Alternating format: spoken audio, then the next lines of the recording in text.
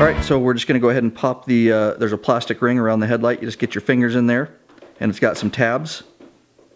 And that's what Lurch is doing right now, and it'll just pop right out like that, guys. Alright, so after you get the little trim piece off, there's 4 bolts inside the headlight housing there. And Lurch is pointing at them. And it's a 6mm Allen wrench that we're going to take those off with.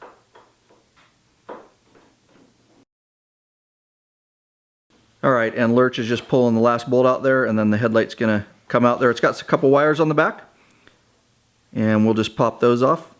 Grab a little flathead screwdriver, just a couple little tabs there you can pop out so you don't break them. There's 2 of them on the back of the headlight, so Lurch will do that one, and then the other one.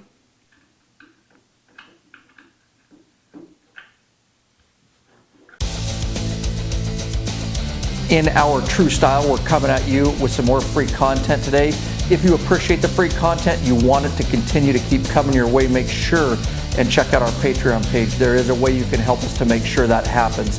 There are some benefits over there. One of the benefits is free Law Abiding Biker custom podcast t-shirt. We'll send it to you. Also over there, there's an exclusive private Facebook group that you'll become a member of. There are also other benefits over there. Make sure to check it out, lawabidingbiker.com/Patreon, Patreon. Of course, if you want to leave just a standard donation, we do appreciate that too. That's lawabidingbiker.com/donate. So I gotta ask, what are you waiting for, freaking bikeaholics? Grab your tools already. Let's wrench on some motorcycles, huh? All right, so we're gonna move into the inside of the fairing, and on each side of the fairing, there's 3 bolts that we need to remove.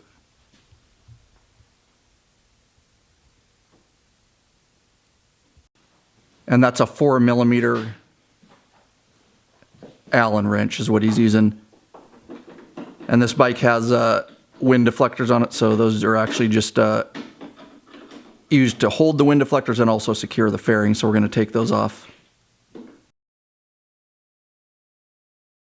And we got to remove the speaker grills, and just use a trim tool or a flathead screwdriver. Just be real careful that you don't mar them and stuff, but once you get them, you can get your fingers in there like Lurch, and they actually just pop off with a couple tabs. We've got to access a screw back in there. So once you get that speaker grill removed, you're going to see 2 bolts there, and we're just going to take the outside one off. The inside one actually just secures the speaker, but that outside one is what's holding that outer fairing to the inner fairing. Once all those are loose, they're just going to go ahead and remove the fairing, and if you grab the bottom there first, there's a little nipple and it kind of comes off, and then the rest of the fairing will back off there. Then there's 2 wires in there, and you're going to see Lurch, he's going to have to grab a screwdriver and pop both those wires. We're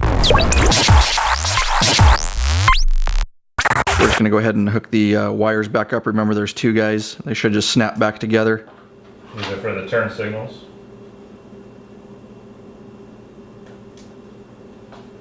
And they'll just button the fairing back up there on the bike. And remember, at the very bottom there's 2, or actually the top, there's 2 tabs you'll see behind there. They kind of just fit in there. And then at the very bottom there's a little nipple that you kind of have to adjust and get in there just right.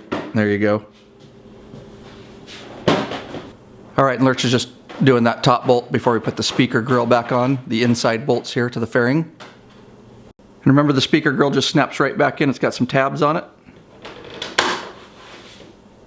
And then we're just buttoning up the last 3 there on the bottom of the fairing on both sides, the 3 you can see there.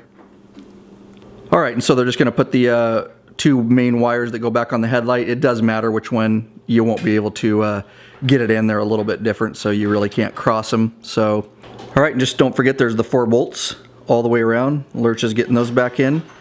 And if you didn't mess up anything, you shouldn't really need to adjust your headlight if it was already adjusted. So as long as we bolt it back in, it should be aimed just right. Alright, and you're just going to snap that bezel back on there. Just got a couple tabs on it. There you go, everything's buttoned back up.